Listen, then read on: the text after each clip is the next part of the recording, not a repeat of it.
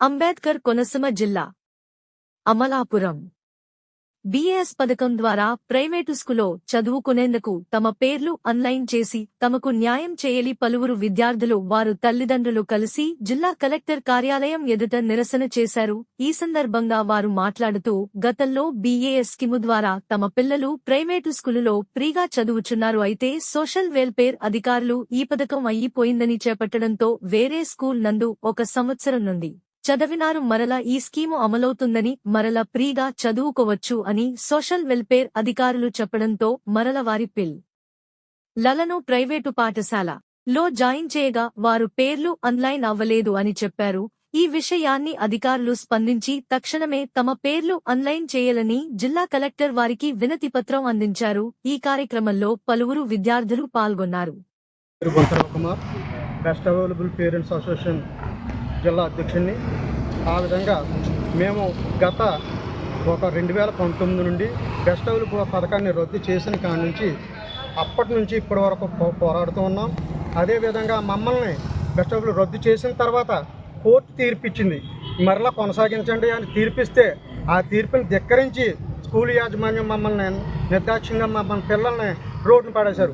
అయితే పడేసిన కాడి నుంచి కోర్టు ఆదేశాలు లెక్క చేయకుండా స్కూల్ ప్రభుత్వం మొత్తం మమ్మల్ని వీధులు పడేశారు.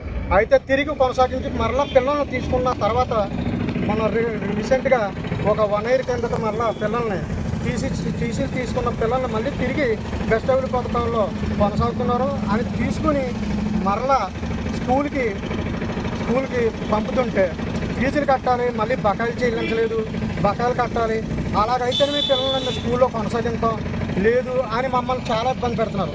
మమ్మల్ని స్కూల్లో తీసేయడం బెస్ట్ అవైలబుల్ తీసేశారు. మరలా తీసేసిన మళ్ళీ పిల్లల్ని మళ్ళీ జాయిన్ చేసుకున్నారు. అది ఆన్లైన్ చేయకుండా ప్రభుత్వం ఇబ్బంది పెడుతుంది. అదేవిధంగా మా పిల్లలు ఒక రోడ్డుని పడిపోయి మేము ఏం చేయాలో ఫీజు కట్టలేని పరిస్థితి, మా పేద పరిస్థితి. అందుచేతనే ఫ్రీగా వచ్చిన సీట్లు మేము చదివించుంటే కేవలం మరలా ఫీజు అదే కట్టమని మమ్మల్ని విపరీతమైన టార్చర్ చేస్తున్నారు. మా గోడు వింటారని తెలియదు. చెప్పండి. Best available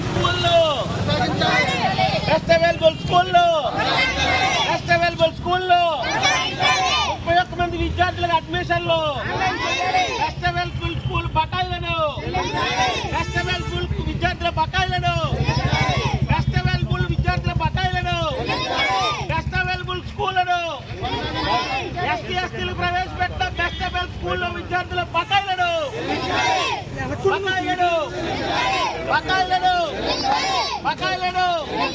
best available స్టూడెంట్ల fee బకాయిలను, 31 మంది విద్యార్థుల భవిష్యత్తును,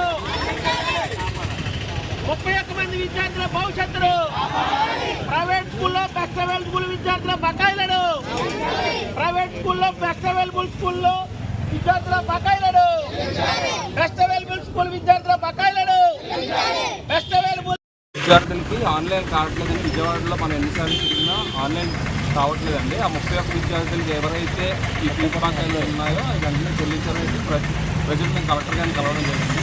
విషయం ఏంటంటే ఏదైతే బెస్ట్ అవైలబుల్ స్కూల్ రద్దు చేశారో కొంతమంది ఒక 31 విద్యార్థులు వేరే స్కూల్కి మేమైతే తీసుకెళ్ళి జాయిన్ చేసుకున్నాం.